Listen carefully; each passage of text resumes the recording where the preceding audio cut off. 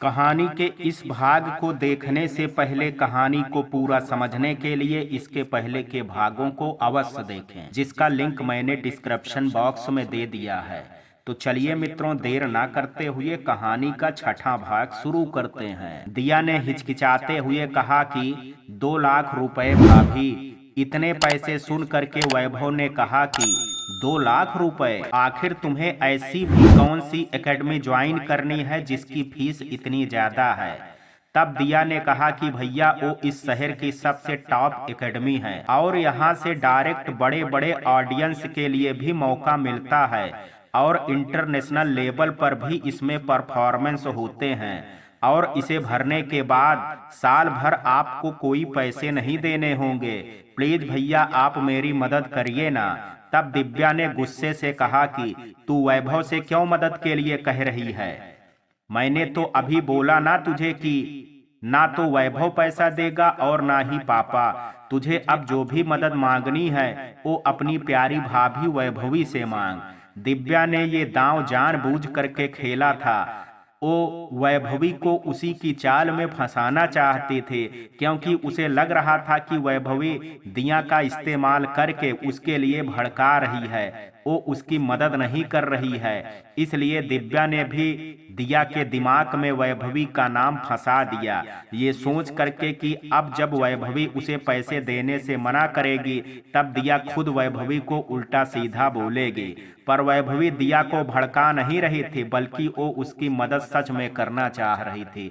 इसलिए थोड़ी देर सोचने के बाद वैभवी ने दिया से कहा कि ठीक है दिया, तुम मुझे 3 दिनों का वक्त दे दो, मैं तुम्हें सारे पैसों का इंतजाम करके देती हूँ और फिर तुम्हें अपने सपनों को पूरा करने से कोई नहीं रोक पाएगा। वैभवी की बात सुन करके दिया खुशी से वैभवी के गले लग गई, लेकिन दिव्या और सरला जी तो एक बार फिर वैभवी के सामने मुंह की खा के रह गए। वैभव को भी अब खुद पर बहुत शर्म आ रही थी, क्योंकि वो एक भाई हो करके अपनी बहन के लिए वो सब कुछ नहीं कर पा रहा था जो भाभी हो करके वैभवी उसकी बहन के लिए कर रही थी। वैभवी ने दिया की खुशी के लिए हाँ तो बोल दिया था, पर वो खुद परेशान थी कि वो इतने पैसे कहाँ से लाएगी। 2 दिन बीत चुका था और वैभवी ने जैसे तैसे करके अभी तक सिर्फ 70,000 ही जमा किए थे।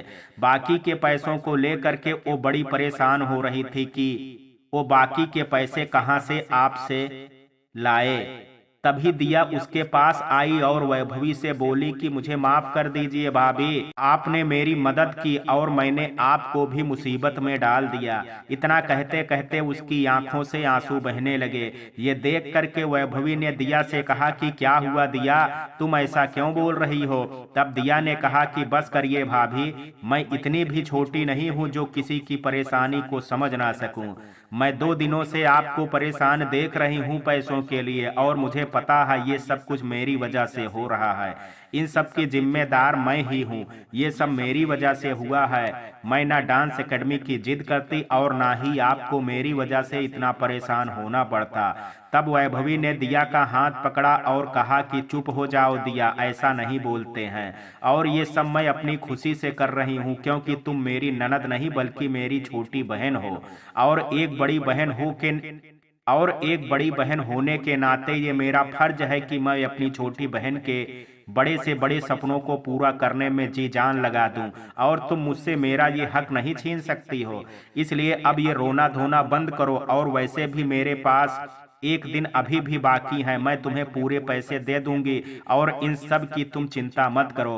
वैभवी की बात सुन करके दिया वैभवी के गले से लग गई और कही कि आपके जैसी बड़ी बहन के हर छोटे भाई बहन को मिले तो किसी के भी सपने अधूरे नहीं रह पाएंगे। इसलिए भाभी, मैं आपके लिए कुछ लेकर के आई हूँ। और इतना कह करके दिया ने वैभवी के आगे 30,000 रुपए रख दिए।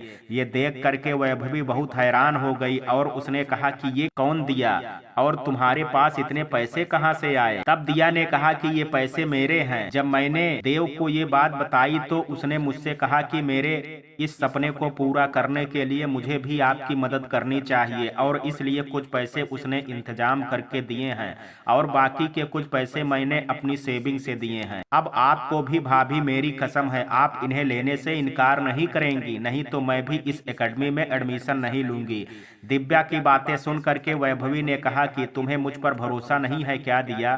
तब दिया ने कहा कि खुद से भी ज्यादा भरोसा है आप पर भाभी।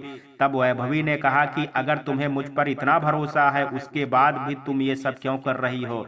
तब दिया ने कहा कि भरोसा है इसलिए सिर्फ 30,000 ला करके दिए हैं, बाकी के 1 लाख आपको ही देने हैं, बाकी के 1,70,000 आपको ही देने हैं। फिर दिया ने वैभवी के सामने हाथ जोड़ करके कहा कि प्लीज भाभी मना मत करिए, इसे रख लीजिए, मुझे और देव को बहुत अच्छा लगेगा। दिया के इतना फोर्स करने के बाद आखिर वैभवी ने दिया से पैसे ले लिए, पर वैभवी अभी भी मन ही मन परेशान थी कि वो बाकी के 1,70,000 कहाँ से लाएगी। अब 2 दिन बीत चुके थे और अब तीसरे दिन की शाम भी ढलने लगी थी, पर वैभवी के पास अभी भी 1 लाख का इंतजाम नहीं हुआ था और वो अब बहुत परेशान हो रही थी कि वो करे भी तो क्या करे। वो इस सब मामले में घर में किसी की मदद भी नहीं ले सकती थी क्योंकि दिव्या ने सबको मना कर रखा था। वैसे वैभव से एक बार वो पैसे के लिए बोल भी सकती थी, पर जिस तरह से वैभव उस दिन खामोश था उसके बाद वैभवी वैभव से बहुत नाराज थी, इसलिए वो वैभव से पैसे मांगना तो दूर बात करना भी नहीं चाहती थी। वैभवी दिव्या की साजिश को समझ चुकी थी और वो उसे दिया के नजरों में गिराना चाहती थी, पर वैभवी को इस बात से कोई फर्क नहीं पड़ता था। उसे चिंता थी तो सिर्फ दिव्या के भविष्य के, उसके सपने की, जिसे पूरा करने के लिए वैभवी हर मुमकिन कोशिश कर रही थी। वैभवी बाकी के पैसों की चिंता में डूबी हुई थी कि तभी उसे अपने ससुर सोहन जी का ख्याल आया। वैभवी ने सोचा कि एक भाई अपनी माँ और बहन के आगे जरूर अपनी जुबान पर ताला लगा सकता है और अपनी छोटी बहन की खुशियों को अनदेखा कर सकता है, पर एक पिता कभी भी अपनी बेटी के सपनों को और उसकी खुशियों को अनदेखा नहीं कर सकता है। इसलिए वैभवी ने अब ठान लिया था कि बाकी के कुछ पैसों की मदद के लिए अपने ससुर सोहन जी से बात करेगी। वैभवी तुरंत अपने ससुर के कमरे में गई, जो आराम से कुर्सी पर बैठ करके अपना फोन चला रहे थे। वैभवी को देख करके सोहन जी ने कहा कि तुम यहाँ, तुम्हें कुछ काम था क्या? तब वैभवी ने कहा कि हाँ, मुझे आपसे कुछ बात करनी थी। सोहन जी ने अपना फोन बंद करके एक किनारे पर रख दिया और वैभवी से कहा कि तुम बाहर क्यों खड़ी हो, अंदर आ जाओ, तुम्हें जो भी बात करना है तुम कह सकती हो, कहो। सोहन जी के इतना कहते ही वैभवी की तो जैसे उम्मीद 7वें आसमान पर पहुंच चुकी थी और अब उसे पूरा यकीन हो गया था कि उसकी मदद उसके ससुर जरूर करेंगे। तब वैभवी ने कहा कि पापा जी, आप तो घर के माहौल से भली भांति परिचित हैं और लोगों से भी। कभी कभी कुछ लोगों को बदलना हमारे हाथों में नहीं होता, पर हाँ, हम अपने कठोर निर्णय और सूझबूझ से घर के माहौल को जरूर बदलने की कोशिश कर सकते हैं। इसलिए मैं आज आपसे अपने लिए नहीं बल्कि आपकी ही छोटी बेटी दिया के लिए कुछ मांगने आई हूँ। मैं जानती हूँ कि जो मैं आपसे मांगना चाहती हूँ उसे देने के लिए दिव्या दीदी ने साफ मना कर दिया है, पर जिस तरह से दिव्या दीदी आपकी बड़ी बेटी हैं और आप उन्हें मानते हैं इसलिए उनकी बात को मानते हैं, ठीक उसी तरह से दिया भी आपकी ही छोटी बेटी है, आप उसे भी तो मानते ही होंगे, तो क्या आप उसकी खुशी के लिए मेरी मदद नहीं करेंगे? सोहन जी ने बड़े ही गंभीर होकर के कहा कि वैभवी, मेरी और मेरी पत्नी का प्रेम विवाह हुआ है और जब मैंने उससे विवाह किया था तब मैं एक बेरोजगार था। तब मुझे इस घर गृहस्थी की कोई समझ नहीं थी। मेरे लिए तो प्रेम का मतलब मेरी पत्नी सरला और विवाह का मतलब जिंदगी भर उसके साथ रहना था। मेरा प्रेम विवाह ना तो मेरी पत्नी के घर वालों को रास आया और ना ही मेरे घर वालों को। अब मैं ठहरा बेरोजगार और ऊपर से विवाहित, तो अपनी पत्नी को लेकर के कहाँ जाऊं, इस सोच में पड़ गया। फिर मेरे इस कठिन वक्त में मेरे दोस्तों ने मेरी मदद की और उन सभी ने पैसा मिला करके मेरे लिए किराए पर एक कमरा लिया। तब जा करके मैं अपनी पत्नी के सिर पर एक उधार की छत दे पाया। मैंने बहुत कोशिश की पर मुझे कभी भी नौकरी नहीं मिली, मिली तो बस नाकामयाबी। तब धीरे धीरे मुझे प्रेम और विवाह दोनों का ही बड़ा सटीक अर्थ मालूम हुआ। दिन बीत रहे थे पर बदल नहीं रहे थे और इसी बीच मेरी पत्नी सरला पेट से हो गई। हमारे बीच का प्रेम और खुशियां तो दोगुनी हुई थी, साथ ही मेरे ऊपर जिम्मेदारी 4 गुना हो गई। अब कभी किसी के घर के बर्तन धोता, तो किसी के घर में खाना बनाता, तो किसी दुकान में सामान रखता। जैसे तैसे करके मैं अपना और अपनी पत्नी का पेट भर रहा था। पर जिस दिन मेरी दिव्या ने मेरे घर में जन्म लिया, उस दिन से मेरे घर की सारी गरीबी, सारी दरिद्रता दूर हो गई और हमारे दिन और भाग्य दोनों ही बदल गए। जिस दिन दिव्या हुई उसी दिन मेरी नौकरी लग गई और मैं उस उधार के घर से मुक्त हो गया। इसलिए मेरे और सरला के लिए हमारे तीनों ही बच्चे बहुत प्यारे और खास हैं। पर दिव्या की वजह से आज हमारा भाग्य और दिन बदले हैं। इसलिए दिव्या हम दोनों के लिए सबसे खास और सबसे प्यारी है। और दिव्या की ही वाक्य से इस उधार के घर को मैंने अपना खुद का घर बना लिया। और ये दिव्या मुझे मेरी पत्नी सरला की वजह से मिली थी। इसलिए मैंने अपनी जिंदगी के साथ साथ इस घर की जिम्मेदारी भी अपनी पत्नी को सौंप दी। और तब से लेकर के आज तक इस घर में जो भी होता है वो मेरी पत्नी की मर्जी से होता है। अपने ससुर की बातें सुन करके वैभवी ने कहा कि आपकी भावनाओं को समझती हूँ और एक बेटी होने के नाते एक पिता के प्रेम को भी समझती हूँ। पर यह जिम्मेदारी तब तक सौंपी जाती है जब तक कि इसे सही तरीके से और पूर्ण ईमानदारी से निभाया जाए, न कि इस जिम्मेदारी में सही और गलत के बीच के फर्क को ही भुला दिया जाए। इस जिम्मेदारी में सिर्फ दिव्या दीदी की ही खुशियों का ध्यान है, आपकी पत्नी को, और इस वजह से आपकी बाकी की 2 औलादें घुट घुट करके जी रही हैं। मैं खुद एक पत्नी हो करके ये नहीं कर रही हूँ कि एक पति को अपनी पत्नी की बात या उसे जिम्मेदारी नहीं देनी चाहिए, पर जब वो पति एक पति के साथ साथ एक पिता बन जाए तब उसे अपने पिता होने के फर्ज को भी नहीं भूलना चाहिए। इसलिए आपको दिया के सपने पूरे करने के लिए मेरी मदद करनी चाहिए।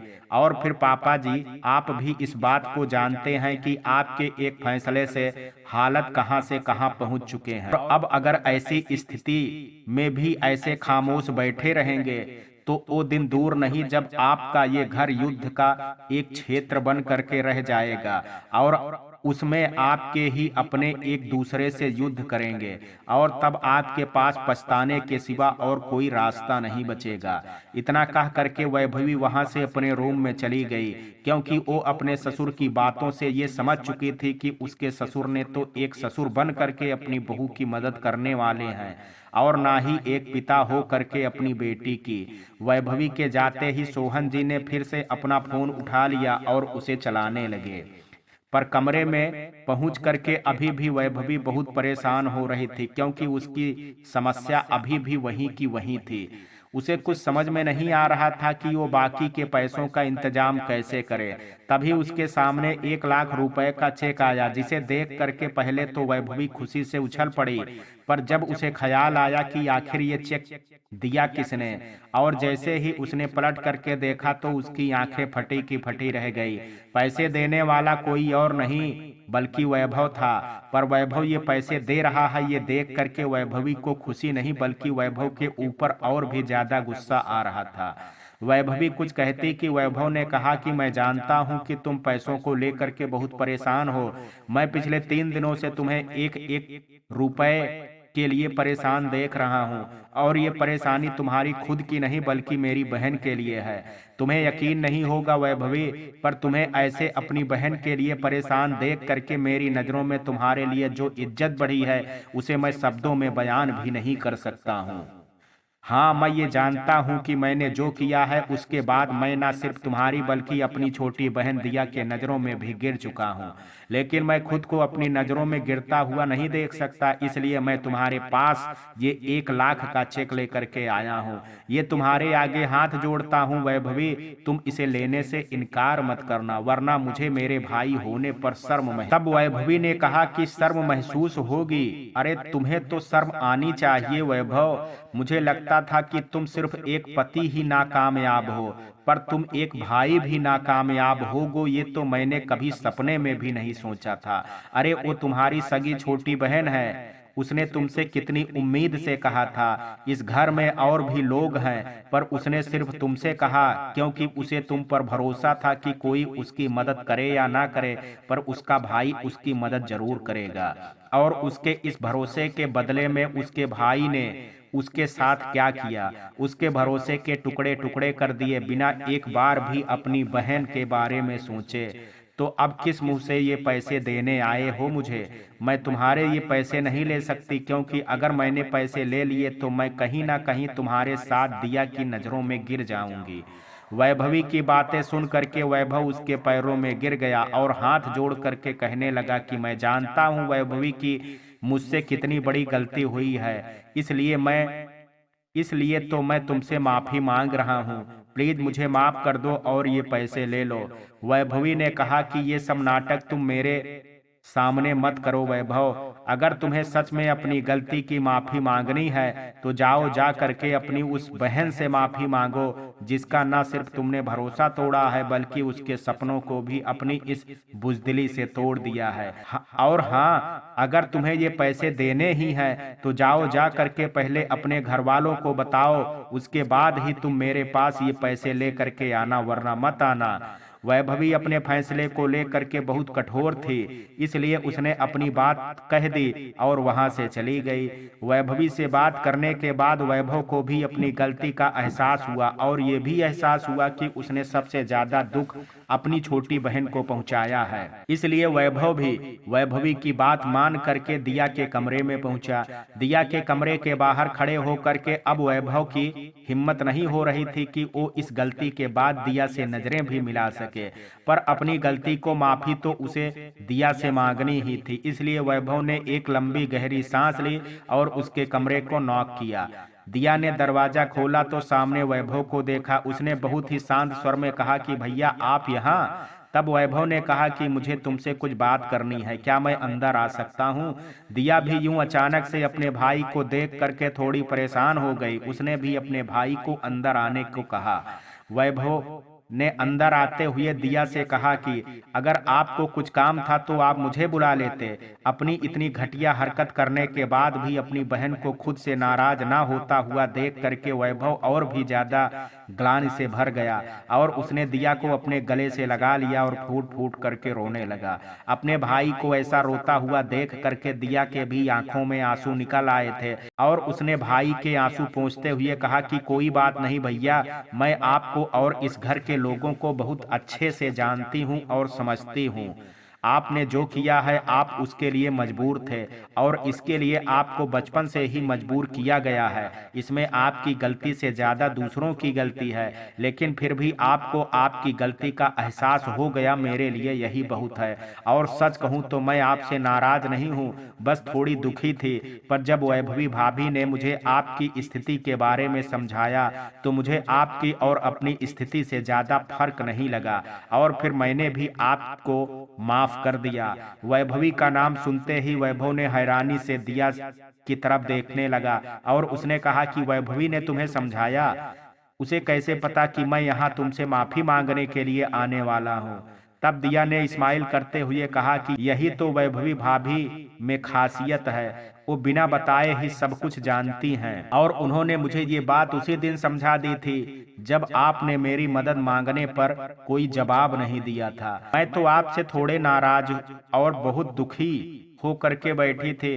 फिर वैभवी भाभी ने मुझे समझाया और मुझसे कहा कि आज नहीं तो कल तुम्हारे भैया को अपनी गलती का एहसास जरूर होगा और वो उस दिन अपनी गलती की माफी भी मांगेंगे और तुम्हारी मदद भी करेंगे।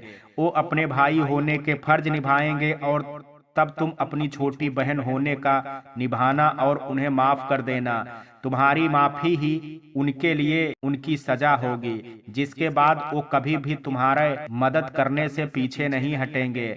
और मैं ये भी जानती हूँ भैया कि आपको यहाँ आने का ख्याल भी वैभवी भाभी से बात करने के बाद ही आया होगा, क्योंकि इस घर में जब भी किसी के साथ सही और चेहरे पर खुशी आती है तो उसके पीछे सिर्फ एक ही इंसान होता है और वो है वैभवी भाभी। भैया आप सच में बहुत किस्मत वाले हैं जो आपको वैभवी वैभवी जैसी समझदार, होशियार, सुंदर और इतनी गुणवान जीवन साथी मिली, जो अपने पति के घर में खुद के मान सम्मान की लड़ाई तो लड़ ही रही है, साथ ही अपने पति के मान सम्मान के लिए वो हरदम उसकी ढाल बन कर के खड़ी है।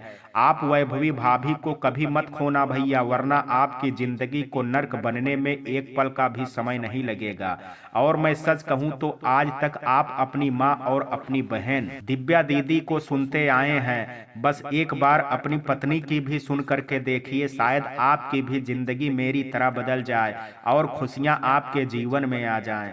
दिया की बातें सुन करके वैभव की बोलती अब पूरी तरह से बंद थी, और जो वैभवी ने उसके लिए किया था उसके बाद तो वो समझ ही नहीं पा रहा था कि वो वैभवी से जा करके क्या कहे। कुछ देर सोचने के बाद वैभव ने उस चेक को दिया को देते हुए कहा कि अगर तुमने सच में अपने इस नालायक भाई को माफ कर दिया तो प्लीज इसे जा करके अपनी भाभी को दे दो, क्योंकि जब तक तुम इसे स्वीकार नहीं करोगी तब तक वो इसे हाथ नहीं लगाएगी। इसलिए अपने भाई की ये बात मान लो और जा करके इसे अपनी भाभी को दे दो। दिया ने भी खुशी खुशी वो चेक अपने भाई से ले लिया और जा करके वैभवी को दे दिया। वैभव दिया से बात करने के बाद अपने कमरे में ही था और वैभवी की चीजों को बड़े ध्यान से देख रहा था कि वैभवी क्या पढ़ती है, क्या लिखती है, पूरे दिन घर पर रह करके क्या क्या करती है। ऐसी बहुत सी चीजों के अनुभव ले रहा था वैभव, जो उसने शायद पहले कभी नहीं लिया था। तभी वैभव को वैभवी की एक किताब में एक सूखा हुआ गुलाब का फूल मिला और उसे देख करके वैभव ने पल भर के लिए अपनी आंखें बंद की तो अरे वैभवी, कहाँ रह गई तुम?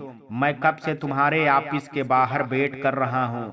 तुम्हें याद तो है कि आज हम दोनों रुद्र के बर्थडे पार्टी के लिए साथ में जाने वाले हैं।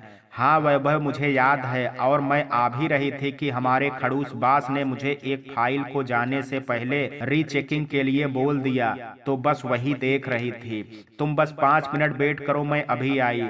और अब कॉल रखो और मुझे जल्दी से काम करने दो। इतना सुन करके वैभव ने कॉल कट कर दिया और वैभवी का इंतजार करने लगा। तभी वैभव के ऑफिस का दोस्त आया और उसने कहा कि तू अभी तक यहीं है? आज तो तू वैभवी के साथ बाहर जाने वाला था ना, अभी तक उसके साथ गया नहीं, या फिर प्लान बदल दिया तूने? कहीं तू उसे बाहर ले जाने के बहाने प्रपोज तो नहीं करने वाला है? वैसे मैंने देखा है तुम दोनों की आपस में बनती बहुत है। वैभव ने कहा, अरे धीरे बोल भाई, क्या कर रहा है तू? वो अभी आती ही होगी, अगर उसने ये बात सुन लिया तो क्या सोचेगी वो? वैभवी अभी कुछ काम में फंसी हुई थी, बस 5 मिनट में आती ही होगी, और मैंने कोई प्लान नहीं बदला है। मैं उसे रुद्र के बर्थडे पार्टी में लेकर के जा रहा हूँ बस। वैभव को वैभवी का इंतजार करते हुए 5 से 10 और 10 से 20 मिनट हो चुके थे। अब और वैभव से इंतजार नहीं हो रहा था। तभी वैभव ने अपना फोन निकाला और वैभवी को कॉल किया, पर वैभवी ने उसका फोन नहीं उठाया। वैभवी के कॉल न उठाने पर वैभव ने उसे कई बार कॉल किया, पर जब वैभवी ने उसके एक भी कॉल का जवाब नहीं दिया तो वैभव अब परेशान हो गया था और वो तुरंत ऑफिस के अंदर गया। उसने देखा कि पूरा ऑफिस खाली था और उसने सोचा शायद सभी ऑफिस से जा चुके हैं। वैभव सीधा वैभवी के केबिन की तरफ गया तो उसे वहां पर वैभवी नहीं दिखाई दी। वैभवी को अपने केबिन में न देख करके वैभव को थोड़ा अजीब लगा, इसलिए उसने एक बार फिर से वैभवी को कॉल किया तो उसे वैभवी के फोन की आवाज सुनाई दी, और वो जब उस आवाज को सुनते सुनते उसके पीछे गया तो उसने देखा कि तभी अचानक से वैभवी ने अपने कमरे का दरवाजा खटखटाया और वैभव अपने बीते कल से बाहर आ गया, और उसने तुरंत उस गुलाब को उसी किताब में डाल दिया और अपने चेहरे का पसीना पोंछा और फिर से जा करके दरवाजे को खोला। वैभव के हाव भाव अभी भी ज्यादा नॉर्मल नहीं हुए थे, जिसे देख करके वैभवी को भी थोड़ा अजीब लग रहा था, पर वैभवी ने कुछ नहीं कहा और अपने लैपटॉप पर अपने ऑफिस का काम करने लगी। अगली सुबह दिव्या और सरला जी हॉल में बैठ करके अपनी सुबह की चाय का इंतजार कर रहे थे, पर जब चाय आने में कुछ देर हुई तब सरला जी ने कहा कि ये वैभवी घर पर दिखाई नहीं दे रही है, आज सुबह से पता नहीं कहाँ गई होगी। तब दिव्या ने हंसते हुए कहा कि मुझे तो लगता है कि पैसों का इंतजाम ना कर पाने की वजह से वो घर छोड़ करके भाग गई। दिव्या की बात सुन करके सरला जी हंसने लगी और दिव्या भी। तभी हाल के मुख्य दरवाजे से वैभवी और दिया दोनों हंसते हुए घर में प्रवेश करने लगी। दोनों को ऐसे हंसता हुआ देख करके दिव्या का तो मूड ही खराब हो गया और उसने गुस्से से दिया से कहा कि क्या बात है, तुम दोनों ऐसे पागलों की तरह हंसते हुए कहाँ से आ रही हो? तब दिया ने कहा कि हाँ दिव्या दीदी, मैं खुशी से पागल हो चुकी हूँ। आपको पता है वैभवी भाभी ने आज सुबह ही जा करके मेरा डांस एकेडमी में एडमिशन करवा दिया और उसकी पूरी फीस भी भर दी, और इससे ज्यादा मेरे लिए खुशी की और क्या बात हो सकती है। कि मैं और वैभवी भाभी इस खुशी के मौके पर मंदिर हो करके आ रहे हैं और आप सबका मुंह मीठा कराने के लिए लड्डू भी ले आए हैं। इतना कह करके दिया जैसे ही दिव्या को लड्डू खिलाने की कोशिश करने लगी तो दिव्या ने कहा कि मैं अभी नहाई नहीं हूँ, ये लड्डू मुझे मत दे, मैं नहा करके अपने हाथों से खा लूंगी। इसके बाद दिया ने सबको अपने हाथों से लड्डू बांटा। दिया को ऐसे खुश देख करके आज वैभवी और वैभव दोनों ही बहुत खुश थे। इसके बाद वैभव भी अपने ऑफिस के लिए निकल गया और वैभवी अपना सारा काम निपटा करके अपने कमरे में अपने ऑफिस का काम करने लगी। अब हाल में बैठी बैठी सरला जी अपनी बेटी दिव्या के बारे में सोचने लगी। अब तो दिया को भी आगे बढ़ने का रास्ता मिल गया है और वैभव ने तो पहले ही उस लड़की से शादी कर ली है। अब अपनी जिंदगी में सब अपनी जिंदगी में खुश हैं सिवाय मेरी दिव्या के। ना जाने किसकी बुरी नजर लग गई मेरी बेटी की खुशियों में, जो दुख उसका पीछा ही नहीं छोड़ रहा है। अपनी पत्नी को ऐसे उदास देख करके सोहन जी सरला जी के पास आए और उन्होंने कहा कि क्या हुआ सरला, तुम किस चिंता में डूबी हो? तब सरला जी ने अपनी मन की व्यथा को अपने पति से कह दिया, जिसे सुनने के बाद सोहन जी ने कहा कि तो इसमें चिंता की क्या बात है, तुम आज ही अपनी सखी को कॉल करो और उन लोगों को कल ही अपनी दिव्या को देखने के लिए बुला लो। अपने पति के मुंह से ये सुन करके सरला जी के तो खुशी का ठिकाना ही नहीं रहा और उन्होंने कहा कि मैं अभी ही अपनी सखी को फोन करके उन लोगों को कल का निमंत्रण भिजवाती हूँ। अपनी पत्नी को खुश देख करके सोहन जी भी खुश हो गए। शाम को वक्त हो गया और वैभव अब अपने घर पर आ चुका था। वैभव के आते ही सरला जी ने सबको बताया कि कल दिव्या को देखने लड़के वाले आने वाले हैं। ये बात सुन करके वैभव ने बड़ी हैरानी से कहा कि कल, और ये बात आप मुझे अभी शाम को बता रही हैं और अपने कल का दिन ही क्यों रखा? कल तो मेरा ऑफिस है, आप उन्हें संडे को बुला लेती, मैं भी फ्री रहता। वैभव की बात सुन करके सरला जी ने गुस्से से कहा कि तुझे अपनी बहन की कोई चिंता ही नहीं है, ऊपर से हम बूढ़े माँ बाप अपनी बेटी का घर बसाना चाहते हैं तो तुझसे वो भी नहीं देखा जा रहा है। वैभव ने कहा कि अरे माँ, ये आप कैसी बातें कर रही हैं, मैं भला दिव्या दीदी के लिए ऐसा क्यों चाहूंगा? तब सरला जी ने कहा कि अच्छा, अगर तू ऐसा नहीं चाहता है तो फिर तूने बिना हमें बताए इस लड़की से शादी क्यों की? क्यों अपने बहन के विवाह तक नहीं खुद को रोक पाया? वैभव ने कहा कि माँ, अब ये बात पुरानी हो गई है, अब आप एक ही बात के बारे में बार बार दोहराना बंद करिए। अब जो होना था वो तो हो चुका है, बार बार उसी मुद्दे पर बात करके खुद को और दूसरों का दिल क्यों दुखाना? अब सरला जी ने कहा कि हाँ, तू ऐसा कहेगा ही ना, क्योंकि तेरी तो शादी हो चुकी है, कुंवारी तो मेरी बेटी बैठी है ना, वो भी तेरी वजह से। अब मुझे कोई और तमाशा नहीं चाहिए। कल लड़के वाले दिव्या को देखने आ रहे हैं तो बस आ रहे हैं, और तू उसका इकलौता भाई है, इसलिए कल तू कहीं नहीं जाएगा और पूरे टाइम पर घर में रहेगा और घर की जिम्मेदारी उठाएगा। माँ, मैंने कल ही ज्वाइन किया है और आप लोगों की वजह से मुझे अपनी ऑफिस के पहले दिन ही छुट्टी लेकर के घर आना पड़ा, और अब आप कह रही हैं कि मैं फिर से एक दिन की ऑफिस की छुट्टी ले लूं। माँ, वो मेरा ऑफिस है, वहाँ काम के पैसे मिलते हैं, छुट्टी के नहीं, और मुझे नहीं लगता है कि मेरी ज्वाइनिंग के तीसरे दिन ही मेरा बॉस मुझे छुट्टी देगा। वैभव की बात सुनकर के सरला जी ने गुस्से से कहा, तो छोड़ दे ऐसी नौकरी जो तुझे तेरे फर्ज से, तेरे अपनों से दूर करे। अरे तेरी बड़ी बहन का रिश्ता तेरे लिए ज्यादा जरूरी है या फिर तेरा काम? अरे एक तो तेरी वजह से तेरी बहन की शादी में इतनी समस्या आ रही है, और अब जैसे तैसे करके एक रिश्ता, तो अब भी तुझे अपनी नौकरी दिख रही है, अपनी बहन नहीं। अपनी माँ की बात सुन करके वैभव कुछ कहता कि तभी पास खड़ी दिव्या ने अपने हाथ में लिया पानी का गिलास जमीन पर फेंक दिया और रोते हुए अपने कमरे में चली गई। अपनी बहन को ऐसे करते हुए देख करके वैभव ने कहा कि अब दीदी को क्या हो गया। तब सरला जी ने मुंह बनाते हुए कहा कि अब तुझे दीदी याद आ रही है, और कल जब तू अपनी माँ समान बड़ी बहन को इस लड़की के लिए भला बुरा बोल रहा था, तब कहाँ थी तेरी ये दीदी। और वैसे भी दिव्या तुझसे बहुत नाराज है वैभव, अब तू कोई और तमाशा मत कर, तुझसे हमेशा हमेशा के लिए नाराज हो जाए। इसलिए उसके पास जा और जा करके उससे माफी मांग ले और बोल दे कि तू उसकी शादी में कोई कसर नहीं छोड़ेगा, चाहे भले ही बात तेरी नौकरी पर आ जाए। ये सुन करके वैभवी से रहा नहीं गया और उसने तुरंत अपनी सास से कहा कि माँ आप ये क्या कह रही हैं। माना कि शादी जरूरी है पर नौकरी भी जरूरी है, और आप अपनी बेटी की शादी के बदले अपने बेटे की नौकरी को दांव पर लगाने के लिए कह रही हैं। अरे आप तो माँ हैं, और एक माँ के लिए अपनी दोनों औलाद की खुशियां बराबर होती हैं। किसी एक के चेहरे से खुशी छीन करके किसी दूसरे के चेहरे पर खुशी नहीं लाजी जाती है। तभी वैभव ने वैभवी से कहा कि वैभवी तुम रहने दो, मैं दीदी से बात करता हूँ।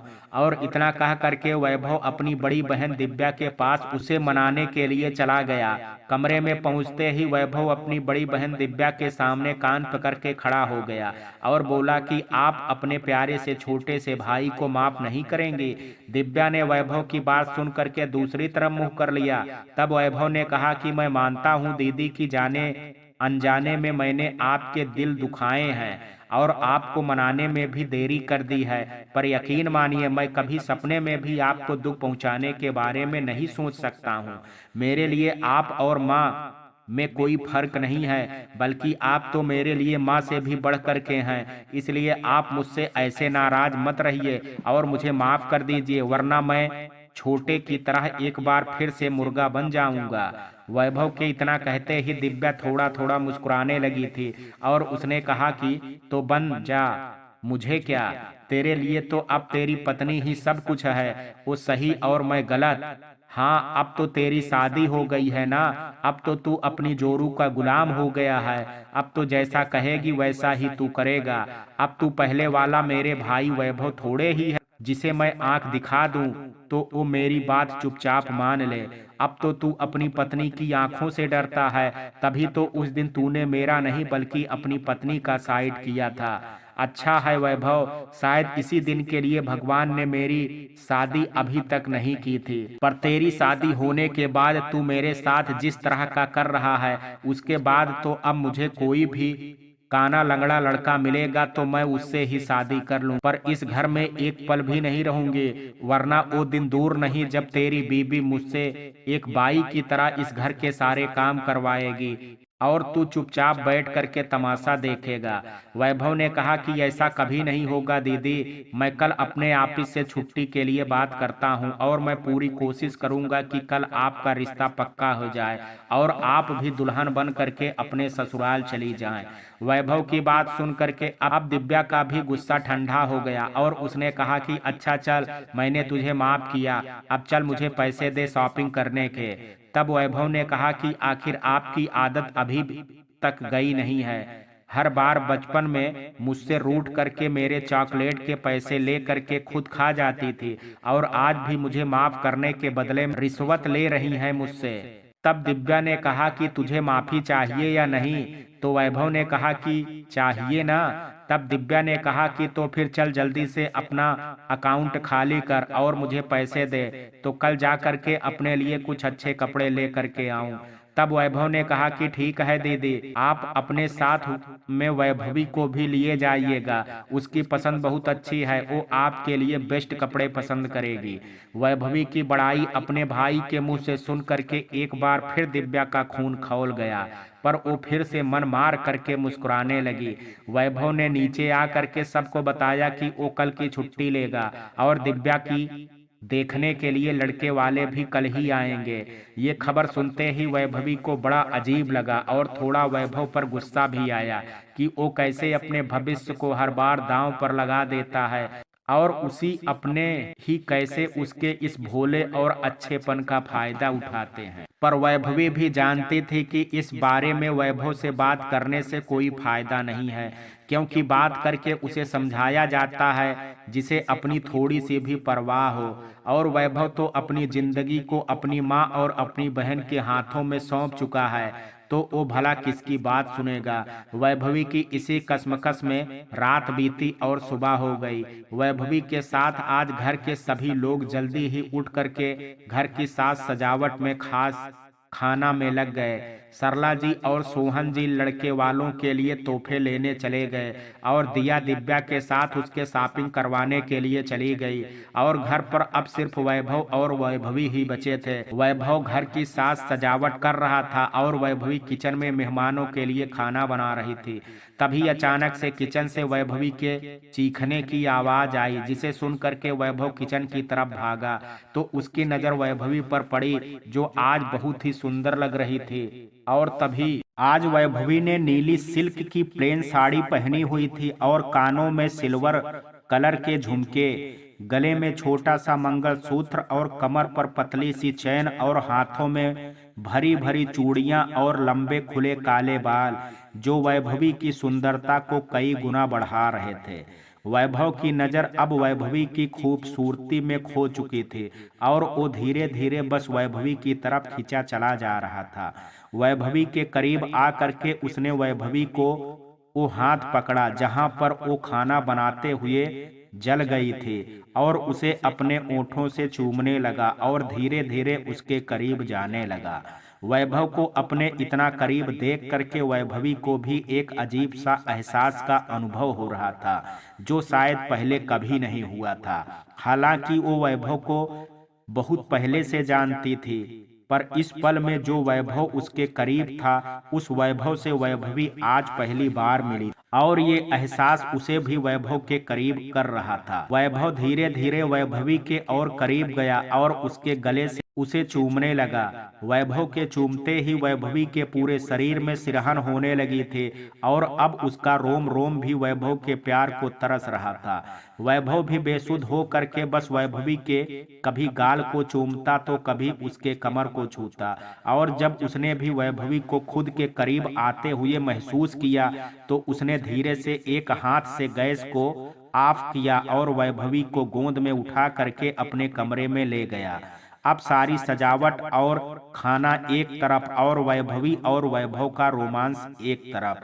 वैभव जैसे ही अपने रूम में पहुंचा, उसने वैभवी को बिस्तर पर लिटाया और धीरे धीरे करके उसके पूरे बदन को चूमने लगा। और अगले ही पल वैभवी ने भी अपनी शर्म के दायरे को छोड़ करके खुद को वैभव की बाहों में सौंप दिया और वो दोनों एक दूसरे के साथ एक नए सुख की अनुभूति करने लगे, जो पहले दोनों ने कभी नहीं की, जिस वजह से उनका एहसास और अनुभव दोनों ही नया और अनोखा था और दोनों इस आनंद का भरपूर लुत्फ उठा रहे थे। थोड़ी देर के बाद दोनों के बहकते बदन शांत हुए और फिर दोनों एक दूसरे के करीब आ करके सो गए। कुछ देर बाद अचानक ही घर की डोरबेल बजी और वैभवी की नींद खुली, साथ ही वैभव की भी। दोनों ने एक दूसरे को देखा और उन्हें होश आया कि उन्होंने कुछ देर पहले एक दूसरे के साथ क्या क्या किया था। पर ये वक्त अभी उनके ये सब सोचने का नहीं था, क्योंकि दरवाजे पर सरला जी और दिव्या जी आकर के खड़ी हो चुकी थी और अभी घर की ना तो सजावट हो पाई थी और ना ही मेहमानों के लिए खाना बन पाया था। वैभवी ने तुरंत घड़ी की तरफ देखा तो उसे एहसास हुआ कि उन दोनों ने 2 घंटे गंवा दिए और अब उनके पास ये सब करने का वक्त भी नहीं है। वैभवी बहुत ज्यादा घबरा गई और वो कपड़े पहन करके तुरंत बाहर दरवाजा खोलने के लिए चली गई।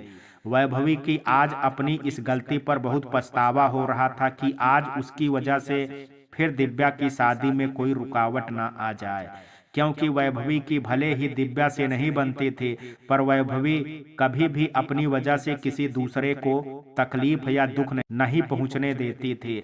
और जैसे दिव्या के साथ हालात थे, उसके लिए तो आज का ये रिश्ते बहुत ही ज्यादा मायने रखता था। ऊपर से जो कुछ भी आज उसकी वजह से हुआ था और जो होने वाला था, अब उन सब का जिम्मेदार वैभवी खुद को मान रही थी। फिर भी वैभवी ने बहुत ही घबराते हुए दरवाजा खोला और दरवाजे के खुलते ही सरला जी ने वैभवी से गुस्से में कहा कि कान में क्या तुझे कम सुनाई देने लगा है, जो इतनी देर से बेल बजाए जा रही हूँ और तुझे दरवाजा खोलने में इतनी देर लग गई।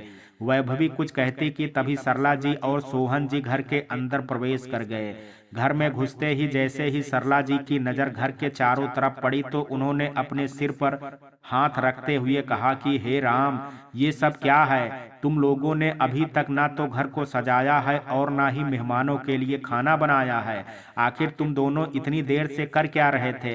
वैभवी ने घबरा करके कहा, मैं ओ। वैभवी की लड़खड़ाती जुबान को सुन करके सरला जी ने तुरंत भांप लिया कि आज वैभवी से गलती हो गई है और उसने किसी कारणवश उनका दिया हुआ काम नहीं किया है, इसलिए वो अब घबरा रही थी। जैसे ही सरला जी को वैभवी की गलती समझ में आई, उन्होंने तुरंत इस मौके का फायदा उठाया और जोर जोर से चीख करके कहने लगी, हाय राम, ये कैसी बहू मिली है मुझे, जो अपने ही ससुराल की खुशियों की दुश्मन बन बैठी है।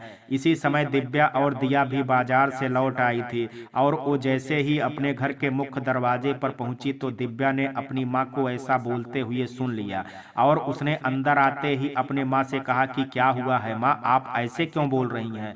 तब सरला जी ने रोते हुए कहा कि मेरी बेटी, पता नहीं तूने पिछले जन्म इसके साथ क्या किया था, जिसका बदला ये तुझसे इस जन्म में निकाल रही है। अपनी माँ को ऐसे कहते सुन करके दिव्या ने तुरंत घबरा करके अपनी माँ से कहा कि क्या बात है माँ, अब इसने क्या किया है? तब सरला जी ने कहा कि मेरी दिव्या, तेरा आज भी ये रिश्ता नहीं हो पाएगा और इसलिए जिम्मेदार सिर्फ और सिर्फ ये है। दिव्या ये बात सुनते ही गुस्से से वैभवी की तरफ मुड़ी और जैसे ही उसकी तरफ आगे बढ़ी कि तभी बीच में वैभव आ गया और उसने कहा कि दिव्या दीदी, इसमें इसकी कोई गलती नहीं है, ये सब कुछ मेरी वजह से हुआ है। वैभव के ऐसे बोलते ही सरला जी ने कहा कि तू अब अपनी बहन और माँ से इस लड़की के लिए झूठ भी बोलेगा? क्या खिला दिया है इसने तुझे, जो इसके आगे तुझे कुछ दिखता ही नहीं है? अरे इसकी वजह से तेरी बड़ी बहन की शादी अब नहीं हो पाएगी और ये तेरे लिए मायने नहीं रखता है। तब वैभव ने कहा कि माँ, मेरे लिए बहुत मायने रखता है, इसलिए तो आप लोगों को समझाने की कोशिश कर रहा हूँ। ये सब वैभवी की वजह से नहीं बल्कि मेरी वजह से हुआ है, इसमें इसका कोई कसूर नहीं है। ये तो बेचारी मुझे मना भी कर रही थी, पर मैं ही हूँ जो इसकी बात नहीं सुना। वैभव के ऐसे बोलते ही दिव्या ने गुस्से में कहा कि अच्छा, मतलब कि तू ये कहना चाहता है कि ये सब तेरी पत्नी की नहीं बल्कि तेरी गलती है। तो अब तू ही बता कि ऐसा क्यों किया तूने और तेरी क्या गलती है?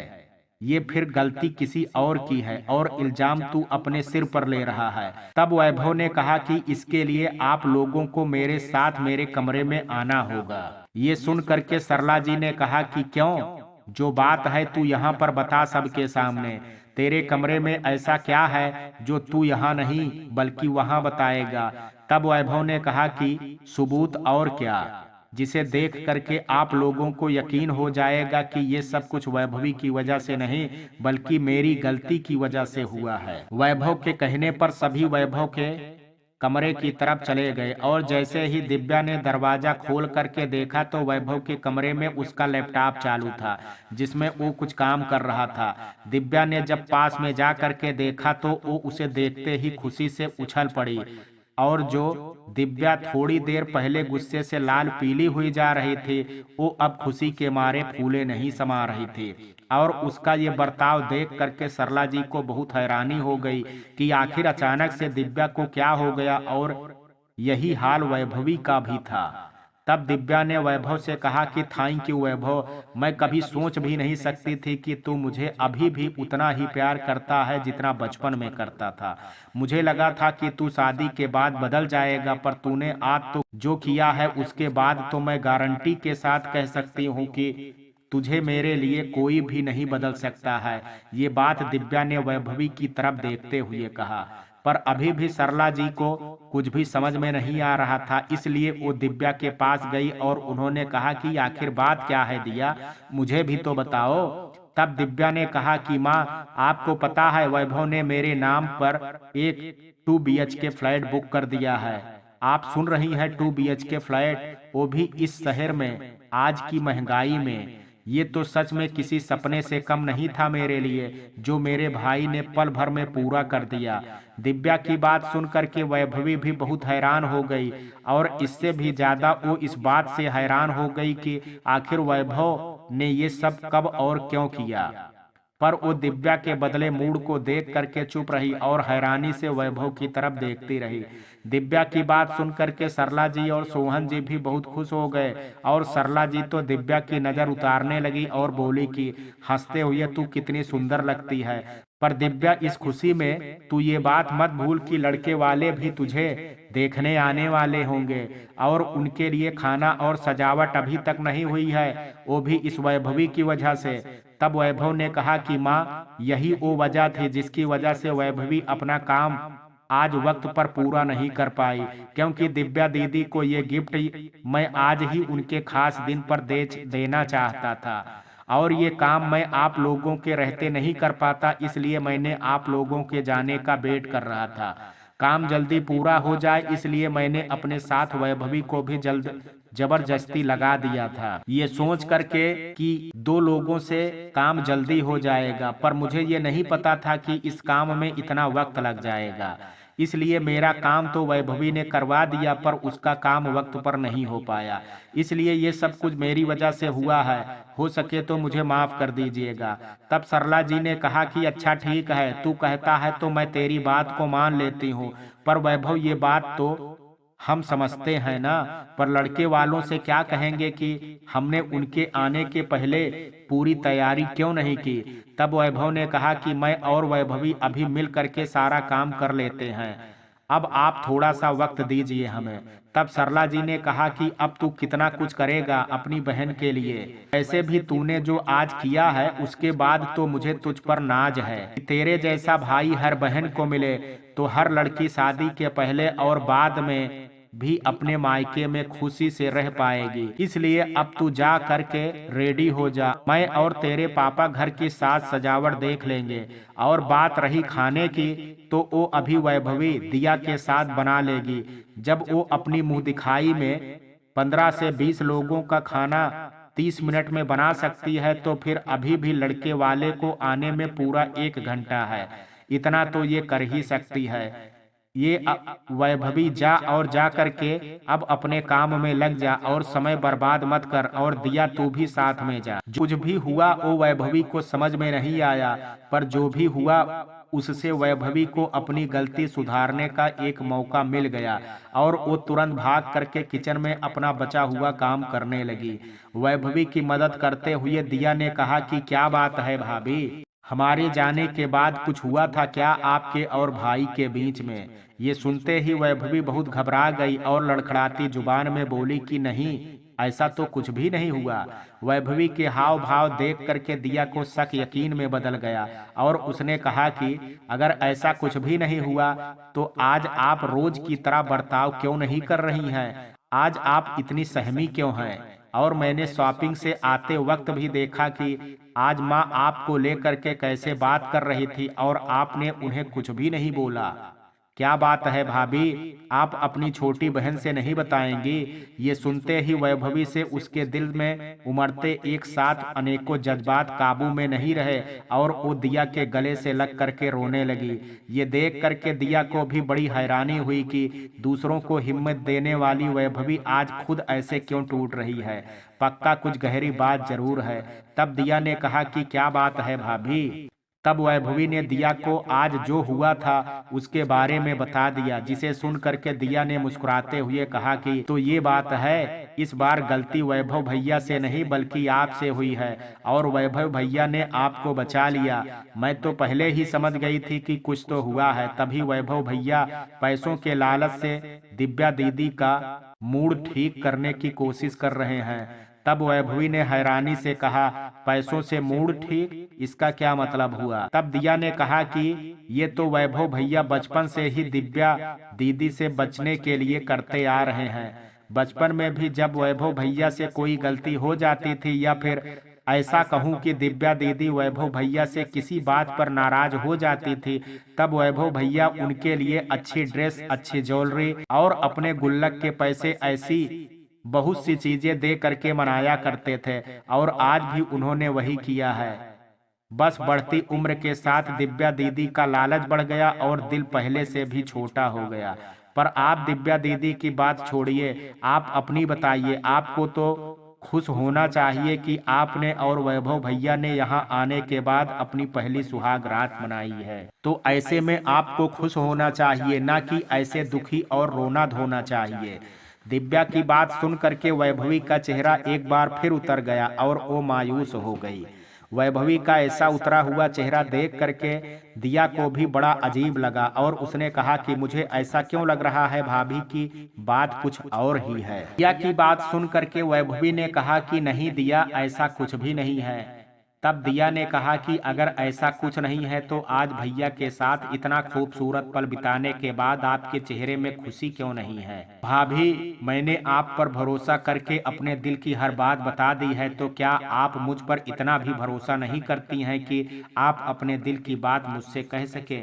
हाँ, मैं आपकी व्यथा को समझती हूँ कि मैं आपके पति की बहन हूँ और बात भी मेरे भाई को लेकर के है, तो इसमें मैं आपको गलत या फिर ये बात जा करके अपने भाई से कह सकती हूँ। पर भाभी, जिस इंसान ने मेरे साथ कोई रिश्ता ना होते हुए भी मुझसे अपनी छोटी बहन का रिश्ता सिर्फ बनाया ही नहीं, बल्कि अपने बड़ी बहन होने के फर्ज को निभाया भी है, और जो सगा भाई हो करके भी अपना फर्ज नहीं निभा पाया, उसके लिए मैं अपनी बहन जैसी भाभी का दिल क्यों दुखाऊंगी? दिया की बात सुन करके वैभवी ने कहा कि नहीं दिया, ऐसी बात नहीं है कि मैं तुम पर भरोसा नहीं करती हूँ। बस आज जो मेरे साथ हुआ, इस पल का इंतजार मैं बहुत वक्त से कर रही थी और अब तो मुझे ऐसा लगने लगा है कि ये पल मेरी जिंदगी में कभी आएगा भी या नहीं। पर मेरे जिस मुकाम में पहुंचने के बाद ये खुशी और वो पल मिला है, उसके बाद तो मुझे समझ ही नहीं आ रहा है कि मैं इस पल की मैं खुशी मनाऊं या अफसोस। वैभवी की बात सुन करके दिया ने कहा कि आपके और वैभव भैया के बीच के सब कुछ ठीक तो है ना भाभी? आप दोनों एक दूसरे से प्यार तो करते हैं? दिया के सवाल सुन करके वैभवी ने कहा कि हाँ दिया, मैं तुम्हारे वैभव भैया से बहुत प्यार करती हूँ, तभी तो इतना सब कुछ होने के बाद भी मैं उनके साथ यहाँ हूँ। तब दिया ने कहा कि और वैभव भैया, क्या वो आपसे प्यार करते हैं? तब वैभवी ने कहा कि अब का तो मुझे पता नहीं, पर वैभव पहले मुझसे बहुत प्यार करता था। तब दिया ने बड़ी हैरानी से कहा कि क्यों भाभी, आप दोनों के बीच शादी से पहले या शादी के बाद कुछ हुआ है क्या जो हमें नहीं पता? ये सुनते ही वैभवी ने बड़ी हैरानी से दिया की तरफ देखा और जैसे ही उसने कुछ कहने की कोशिश की, तभी बीच में सरला जी आ गई और उन्होंने दोनों को आपस में बात करते हुए देखा तो वो वैभवी पर ही गुस्सा करने लगी और कहने लगी कि क्या वैभवी, तू आज मेरी बेटी का रिश्ता तुड़वा करके ही मानेगी क्या? अरे तेरे साथ मैंने दिया को तेरी मदद करने के लिए भेजा था, गपशप करने के लिए नहीं। वैभवी अभी भी अपने पुराने जख्मों की याद में थी, इसलिए वो अभी भी अपनी सास को जवाब देने की हालत में नहीं थी।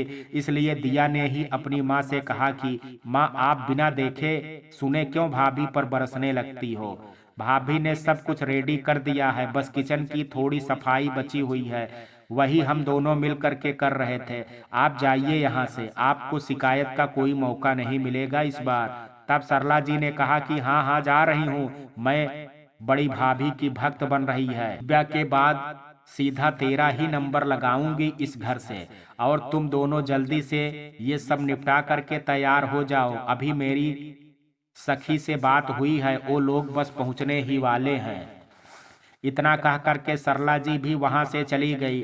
तब वैभवी ने टॉपिक बदलते हुए कहा कि अरे दिया, अब थोड़ा ही काम बचा है, मैं वो अकेले कर लूंगी, तुम जाओ और जा करके रेडी हो जाओ। तब दिया ने कहा कि अरे भाभी, कौन सा लड़के वाले मुझे देखने आ रहे हैं, जो मेरा रेडी होना इतना जरूरी है। मैं जैसी हूँ वैसी ही ठीक हूँ, बल्कि आप जा करके रेडी हो जाइए, ये बचा हुआ काम मैं कर लेती हूँ। वैभवी ने कहा कि नहीं दिया, मैं कर लूंगी, तुम रहने दो। तब दिया ने कहा कि कभी कभी भाभी खुद के जज्बातों को संभालने के लिए थोड़ा वक्त अपने लिए भी निकालना चाहिए, और ये मैंने आपसे ही सीखा है।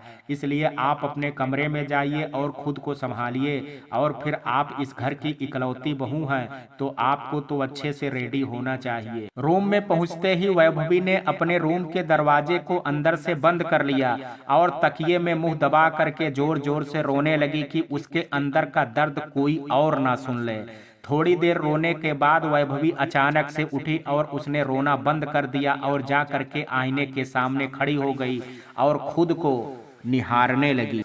आज वैभवी खुद को आईने में अपनी नजर से नहीं बल्कि वैभव की नजर से देखने लगी और आंखें बंद करके वैभव के साथ बीते हर एक लम्हे को एक बार दोबारा से महसूस करने की कोशिश करने लगी और अपने ही हाथों से अपने बदन को छूने लगी।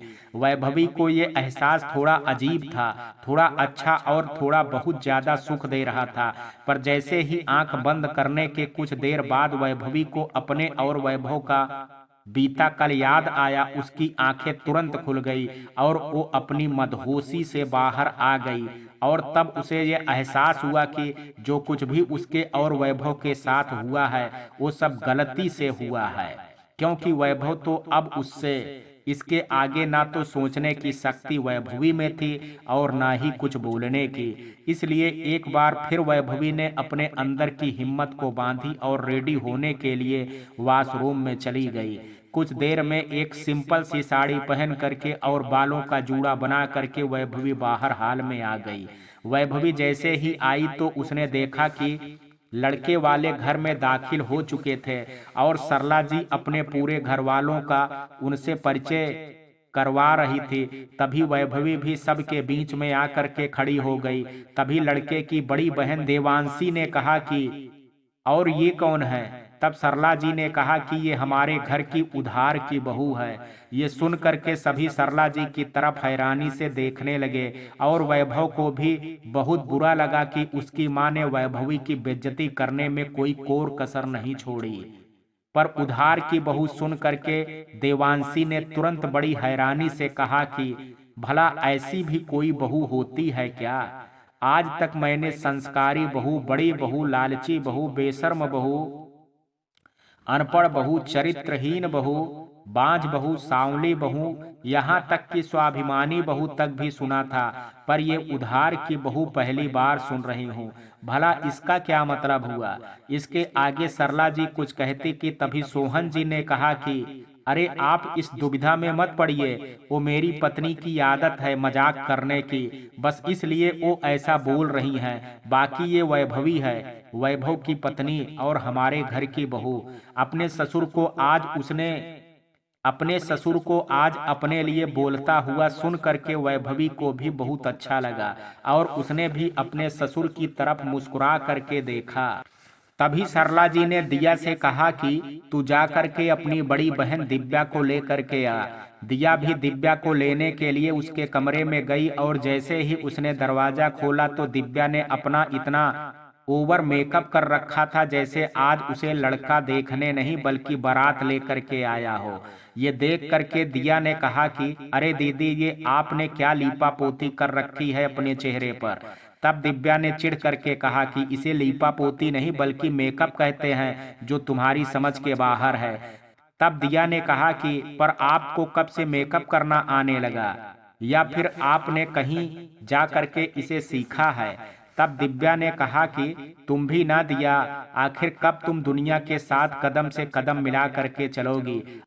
अरे आजकल हर चीज सीखने के लिए कहीं जाना थोड़े ना पड़ता है, बस अपने फोन में यूट्यूब चालू करो और घंटों भर का मेकअप 15 मिनट में सीख लो, और है ना कमाल का तरीका। ये सुन करके दिया ने कहा कि तभी आप ऐसी दिख रही हैं। अरे दीदी, फोन पर हर चीज जैसी दिखती है वैसी नहीं होती है, उनका वीडियो 15 मिनट का होता है, मेकअप नहीं। मैं ये नहीं कहती हूँ कि यूट्यूब में मेकअप सही बताया नहीं होगा, पर ऐसा भी तो हो सकता है उसने हर स्टेप के बाद थोड़ा वेट करने को कहा हो, पर आप नॉन स्टॉप एक के बाद एक स्टेप करती गई हो, जिसकी वजह से आपका मेकअप अच्छे से सेट नहीं हुआ है और आपका चेहरा बहुत ही ज्यादा व्हाइट और अजीब दिख रहा है। आपके फेस का कलर आपके बॉडी के कलर से बिल्कुल भी मैच नहीं कर रहा है और ये देख करके लड़के वालों को ऐसा लगेगा कि आप अपनी नेचुरल खूबसूरती को उनसे छिपा रही हैं किसी कारण से। तब दिव्या ने कहा कि मुझे पता है कि मैं तुझसे ज्यादा सुंदर हूँ और इस मेकअप में भी मैं और भी सुंदर लग रही हूँ, इसलिए तू जल रही है। तब दिया ने कहा कि मैं भी तो यही कह रही हूँ कि आप नेचुरल ज्यादा सुंदर हैं, तो फिर ये सब क्यों?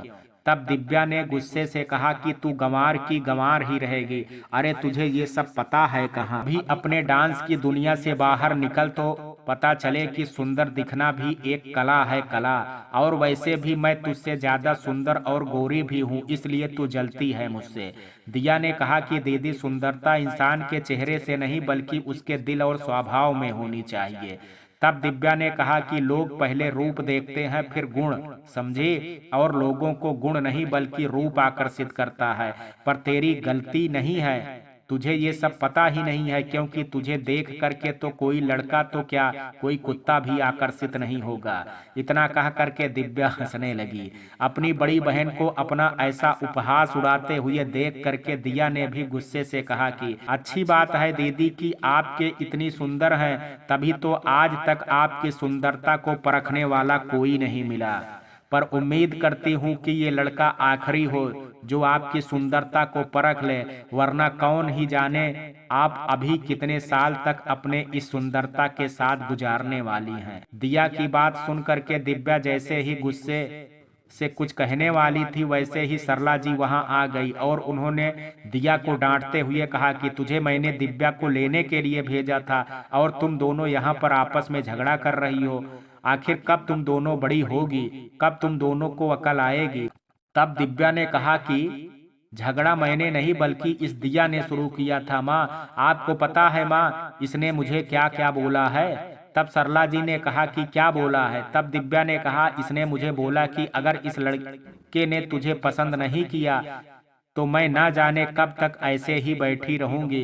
दिव्या की बात सुन करके सरला जी ने दिया को बाल खींचते हुए बोला, तूने अपनी बड़ी बहन से ऐसे बात की? उस वैभवी के साथ रह करके तेरे अंदर इतनी हिम्मत आ गई है? तब दिया ने कहा कि आप हर बात के लिए वैभवी भाभी को क्यों बीच में लाती हैं? अभी बात मेरे और दिव्या दीदी के बीच की हो रही है, तो भाभी कहाँ से बीच में आ गई? और आप हमेशा ही दिव्या दीदी की बातें सुन करके दूसरों को गलत और अच्छे सही ठहरा देती हो। कभी दूसरों की बातें भी सुनने की कोशिश करो माँ, उन्हें भी अपनी बात बोलने का मौका दो। तब सरला जी ने गुस्से से कहा कि चुप, अब तू क्या अपनी माँ से भी जुबान लड़ाएगी? चुपचाप दिव्या से अभी की अभी माफी मांग, नहीं तो मुझसे बुरा कोई नहीं होगा। फिर भले ही दिव्या का आज ये रिश्ता हो या ना हो, पर तुझे तेरी डांस एकेडमी जरूर छोड़नी पड़ेगी। इसके आगे जैसे ही दिया कुछ कहती कि तभी सरला जी ने कहा कि खबरदार, अगर इसके आगे अब कोई और बहस की तो जितना कहा है उतना करो, माफी मांगो मतलब माफी मांगो।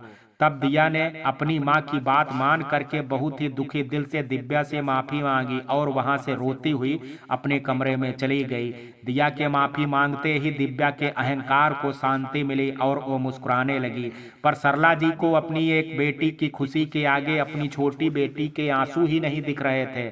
एक माँ हो करके भी अपनी ही औलादों के साथ ऐसा भेदभाव कर रही थी, क्योंकि उनकी एक औलाद उन्हें अपने गलत रास्ते पर जाने के लिए पूरा पूरा साथ दे रही थी और बाकी की दो उन्हें रोक रही थी और सही रास्ते पर ले जाने की कोशिश कर रही थी। और ये सही रास्ता वैभवी तक जाता था, जो बहू होने की वजह से सरला जी की सबसे बड़ी दुश्मन बन बैठी थी और साथ ही अपनी हिम्मत और अच्छाइयों की वजह से भी। इसलिए सरला जी वैभव और दिया की बात को अनसुना करके बस आंखें बंद करके दिव्या का साथ दिए जा रही थी, बिना इस डर के कि उनके द्वारा उठाए गए इस गलत कदम का परिणाम क्या होगा और इसका असर किसे किसे भुगतना होगा।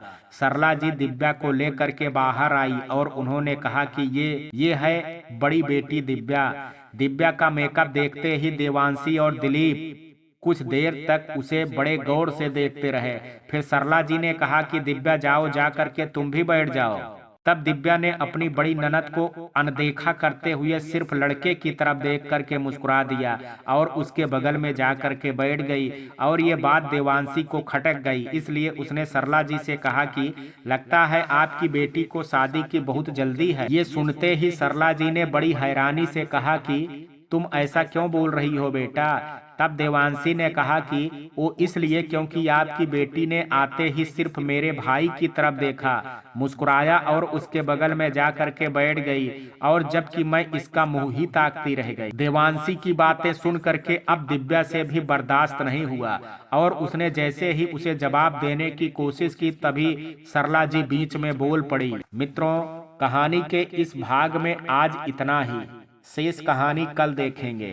कहानी का ये भाग आपको कैसा लगा, आप अपनी राय मुझे कमेंट बॉक्स में जरूर दीजिएगा। वीडियो पसंद आया हो तो वीडियो को लाइक शेयर, अगर चैनल पर पहली बार विजिट कर रहे हैं तो कृपया चैनल को सब्सक्राइब करना ना भूलें। कल मिलते हैं कहानी के शेष भाग के साथ, तब तक के लिए जय हिंद, जय भारत।